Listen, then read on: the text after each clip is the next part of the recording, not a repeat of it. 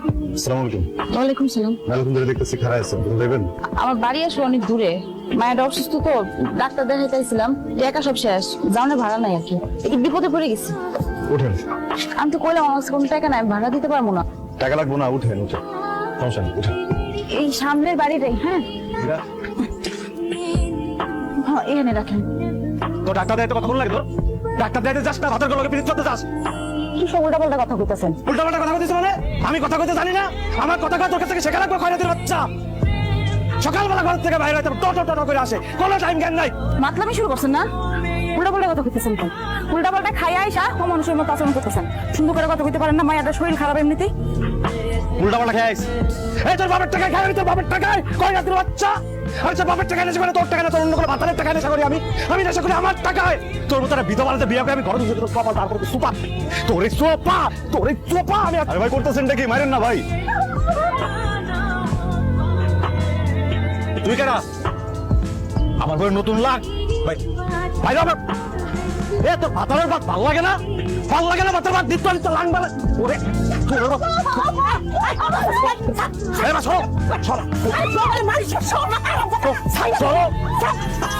এত সুন্দর একটা মাইয়া, অথচ তার কপালে জুটল নেশাখোর মাতাল। হায় রে দুনিয়া, কি এক অদ্ভুত নিয়ম। ভাবি বসে আছেন?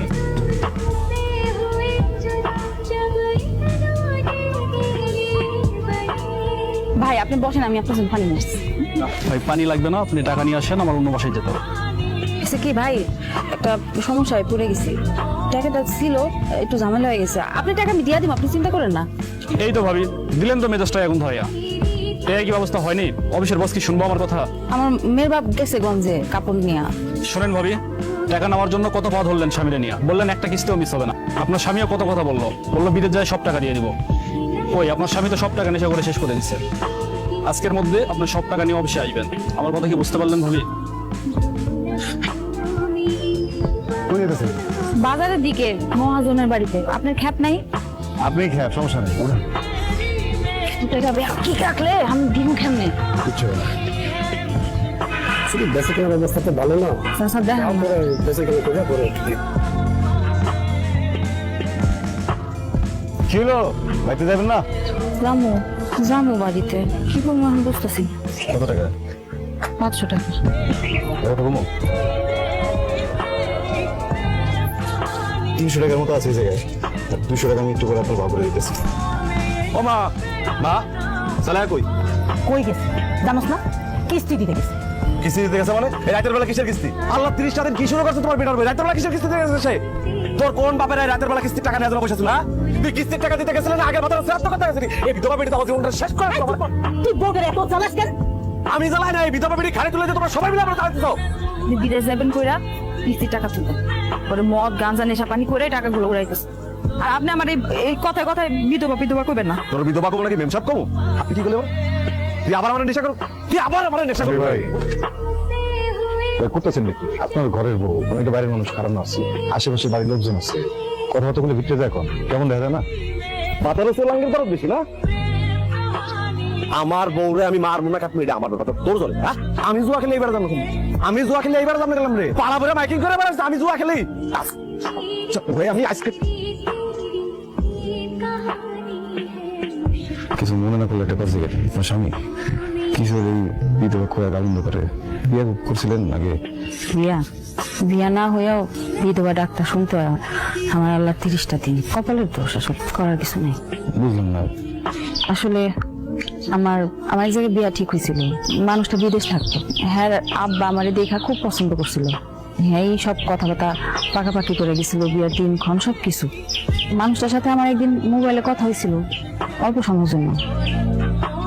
নাম তার সম্পর্কে কিছুই জানি না, চেহারা ছবিও দেখিনি। ভাগ্য খারাপ আসলে আমার, বিয়ার ঠিক 1 সপ্তাহ আগে মানুষটার আব্বা মারা যায়। ওই দিক থেকে তারপর আর কোনো খোঁজ খবর পাই নাই আমরা। 3-3টা বছর অপেক্ষা করছি মানুষটার জন্য। 3 বছর মানে অনেক দিন অপেক্ষা করছিল, মানুষটা আর এলো না। অনেক বড় ক্ষতি করে দিয়ে গেছে আমার। একটা কথা জিগাই, হ্যাঁ যদি কখনো না হে সামনে এটা ক্ষমা করবেন না?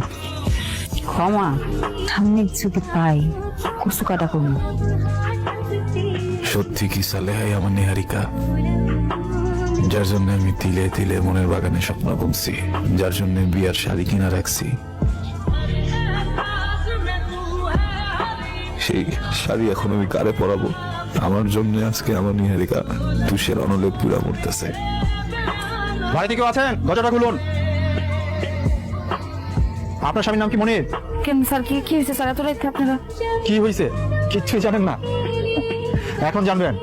আপনার ওই নেশাখোর আর মাদক ব্যবসায়ী হাজবেন্ডকে রাখে। কোন স্যার? স্যার এ তো বাড়িতে নাই, বাইরে এখন বাড়িতে আসেন না। এই দেখো, এই যাও ভালো করে সার্চ করে দেখো, সবকিছু ভালো করে খুঁজে দেখো। বাসায় নেই না? এখন সব বের হয়ে যাবে। এই ভালো করে সার্চ করে দেখো।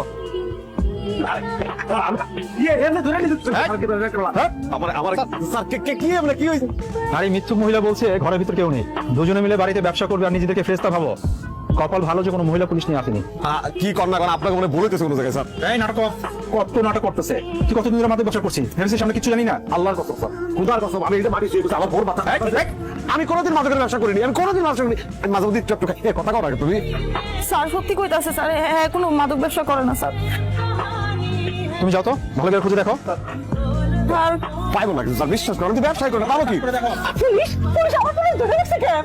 কি করছে আমার পুলিশ? আপনার ছেলে কি করছে সেটা এখনই প্রমাণিত হবে। এ যাও, কি কয় না কয়, আমি নাকি মাদকের ব্যবসা করি স্যার। বাহ, এই তো এগুলো কি? স্যার এগুলো আমার না স্যার, এ কার কি আমি জানি না স্যার, কোথায় গেল এগুলো? এই আর কোনো কথা নাই, চলো থানা নিয়ে চলো। কালকে রাতে এরকম একটা পুলিশে আপনার ধরে লয়ে গেল। বাজার ধরে আমার পুলিশ তো ধরে নিয়ে গেছে, আর আমরা কি করবো?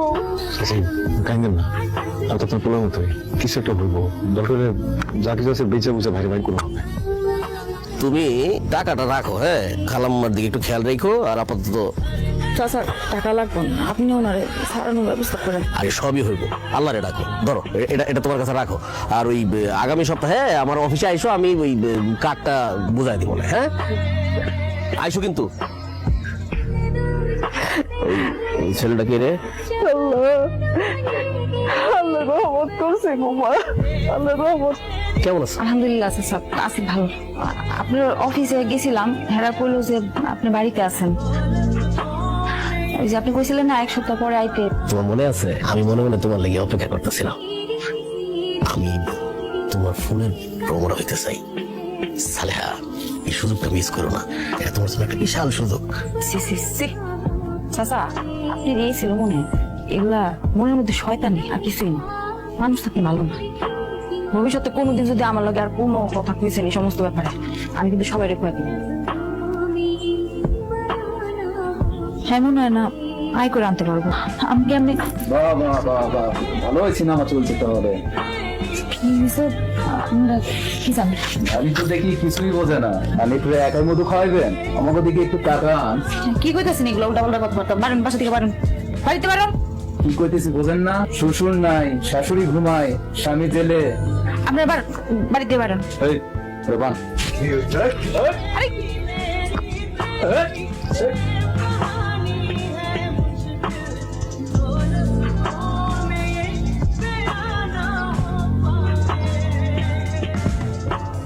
হারামজাদা, তোর এত বড় কলিজা হয়ে গেছে, আমার এলাকার মধ্যে এসে নোংরামি করে বেড়াচ্ছে। সাহেব, ওরা আমার বৌমা এমন করতে পারে না, আপনি এত বড় অপবাদ দিয়ে না। খালাম্মা, আমি আসছি তো, এত চিন্তা করেন না তো। এই তোরা এই দুইটারে কি অবস্থায় পাইছিস? খালাম্মারে শোনা, অত্যন্ত আপত্তিকর অবস্থায় ছিল। শুনছেন খালাম্মা? এরা এইসব করে করে বেড়ায়।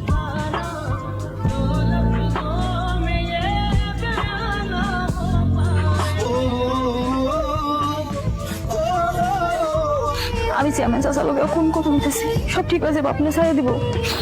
আমার মাফ করে দেন, হলে আপনি অনেক বড় বিপদে পড়বেন।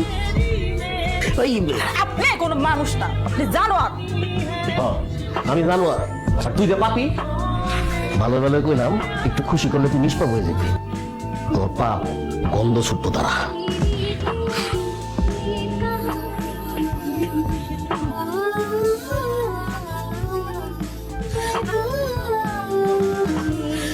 আমি সালেহা, ছোটবেলায় বাবা মা মারা গেছে, বড় হয়েছি মামা মামির কাছে। তার আমার বিয়া ঠিক করছিল এক প্রবাসীর সাথে, কিন্তু বিয়া না হয়েও আমার কপালে বিধবা নাম দুটা গেল। এরপর বিয়া হইলো এক নেশাখোরের সাথে। স্বামী নেশাখোর এসে আমার নির্যাতন করতো। আমার বাচ্চা কুকুরটা সুন্দর মাইয়া সেটারও সে অস্বীকার করে। সম্পর্কে চাচা শ্বশুর সবসময় সম্পদ দখলের চেষ্টায় থাকে। আমার স্বামী জেলে যাওয়ার পর যে আমি সাহেবের কাছে যাই সাহায্যের জন্য, সে আমার কুপ্রস্তাব দেয়। আমি তাতে রাজি না হয় সে আমার আর হানিফ ভাইয়ের মধ্যে বাজে কথা ছড়ায়। এই মানুষটা সব সময় আমার সাহায্য করার চেষ্টা করছে, আমার বিপদে আমার পাশে দাঁড়াইছে। আর এই মানুষটারই তারা শেষ পর্যন্ত ছাড় দেয় নাই, তার উপর অনেক নির্যাতন করছে। আমার শাশুড়ি এখন আমার সন্দেহ করে, সেও আমার বিশ্বাস করে না। আমার এই অসুস্থ মায়ের দেখার কেউ নাই। আমি যাই না, আমি চাই না বড় হয়ে আমার এই ফুটফুটে সুন্দর মাইয়া রাস্তায় রাস্তায় পুরুষ সে বস্তু। আজকে আমি আর আমার সন্তান আমরা দুইজন আল্লাহর কাছে চলে যাই। দুনিয়া আমাদের জন্য না। সালেহা।